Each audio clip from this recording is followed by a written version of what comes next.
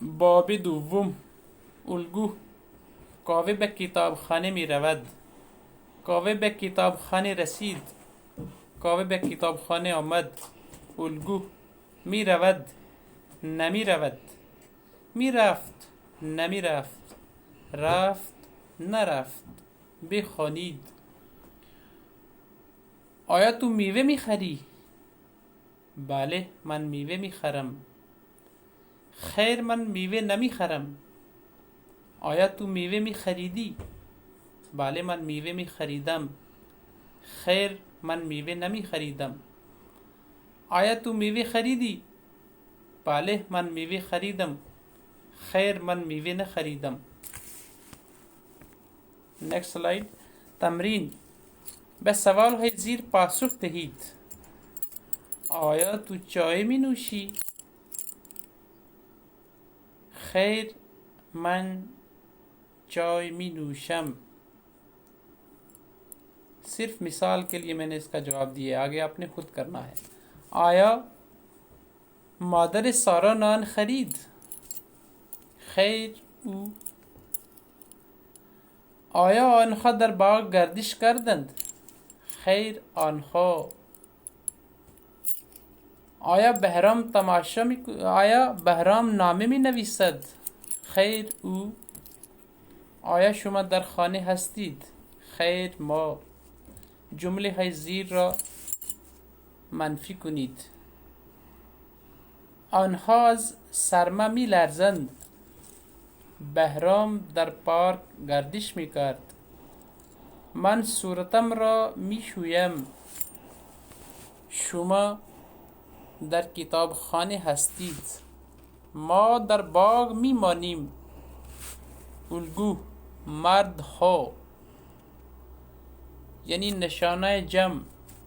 ها ان مردها یا مردان. زنها یا زنان. دانش آموزها، دانش آموزان. دوستها، دوستان. بازرگان ها، بازرگانان.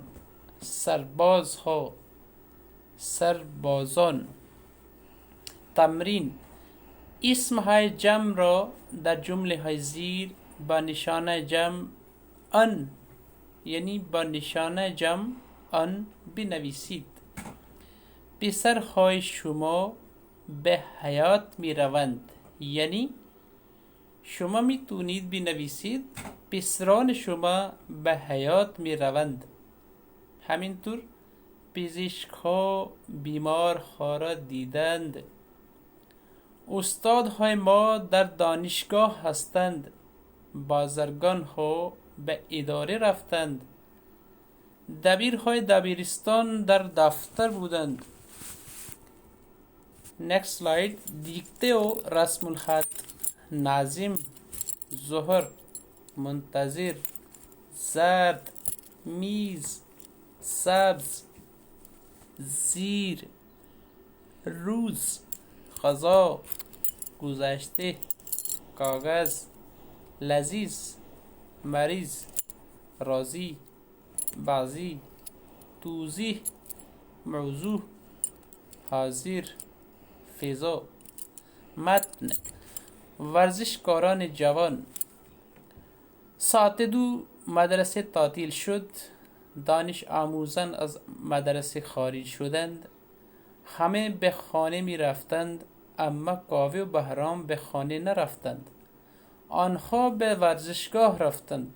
کاوه و بهرام هر هفته روزهای دوشنبه و پنجشنبه به ورزشگاه می روند.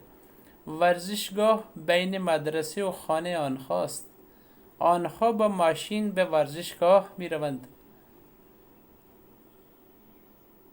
آنها با ماشین به ورزشگاه نمی روند. کاوه و بهرام همیشه پیاده به آنجا می روند. ورزشگاه چند زمین بزرگ برای فوتبال، والیبال، تنیس و بسکتبال دارد. در این ورزشگاه چند سالن سرپوشیده نیز وجود دارد. ورزشکاران در یکی از این سالن‌ها ورزش‌هایی مانند کاراته و جودو انجام می‌دهند. بعضی از ورزشکاران در یک سالن دیگر کشتی می‌گیرند. کاوه و بهرام در ورزشگاه ورزش می‌کنند. ابتدا آنها لباس خود را عوض می‌کنند و لباس ورزش می‌پوشند. سپس حدود 10 دقیقه در میدان ورزش می‌دوند. آنگاه آنها به زمین فوتبال می‌روند. کاوه و بهرام مانند بسیاری از جوانهای ایرانی به فوتبال خیلی علاقه دارند. آنها در مدرسه هم فوتبال بازی می‌کنند. کاوه بسیاری از فوتبالیست های معروف دنیا را می‌شناسد. بهرام عکس آنها را در یک آلبوم جمع آوری می‌کند. کاوه و بهرام فوتبالیست های خوبی هستند. آنها از ورزش خسته نمی‌شوند. اعداد: 10 20 30 40 50 60 70 80 90 100. بخوانید. من پرویز را می‌بینم. من پرویز را دیدم. من پرویز را دیده‌ام.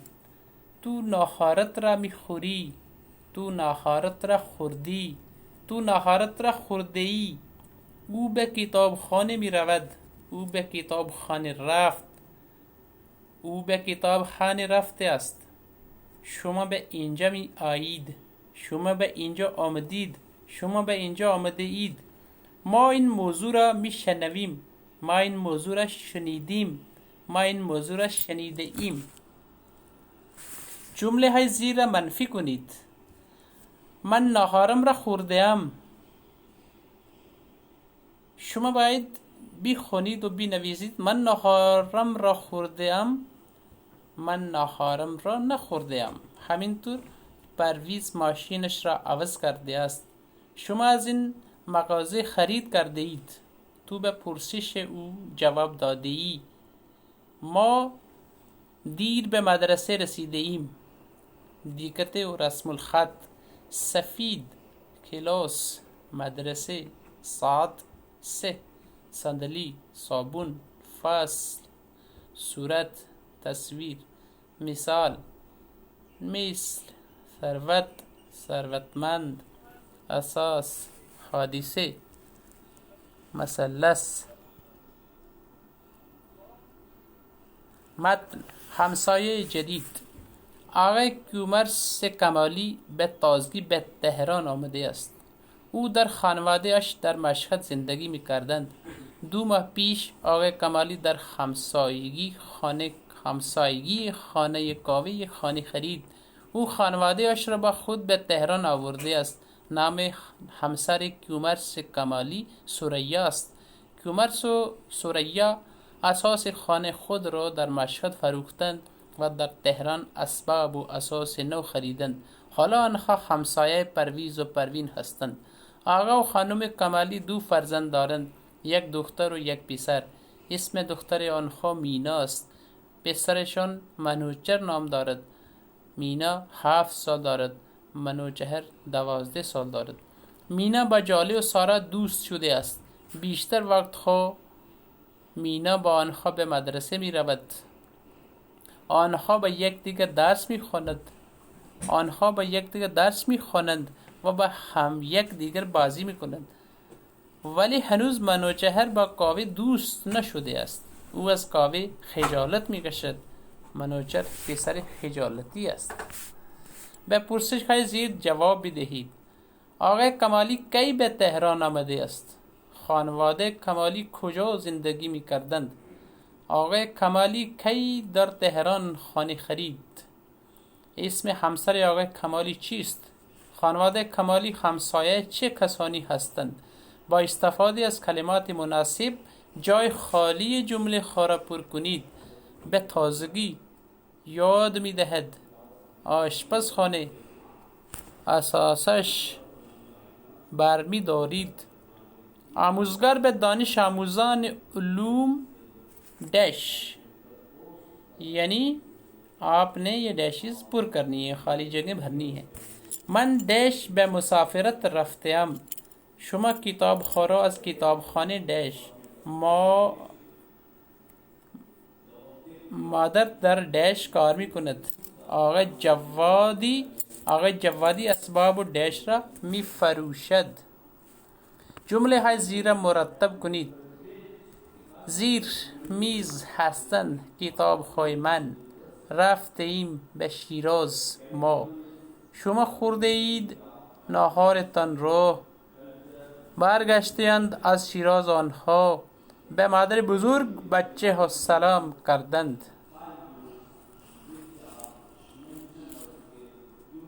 خدا حافظ.